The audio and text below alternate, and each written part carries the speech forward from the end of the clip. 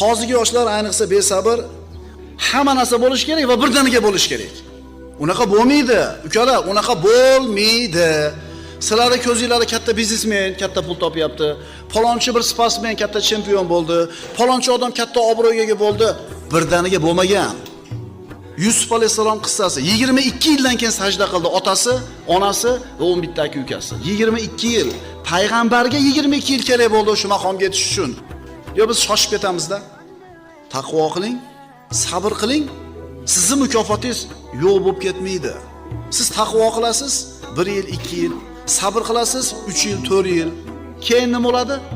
Siz kutgan narsani bera olmasa yoki ko'p ham tezroq kelmayotgan bo'lsa hali narsa. Nima qilasiz? Shoshib ketasizda, jazobaga tushasizda, norozi olasizda, shuncha sabr qildim, shuncha taqvo qildim, shuncha duo qildim, ijobat qilmadi deb shoshib ketasiz.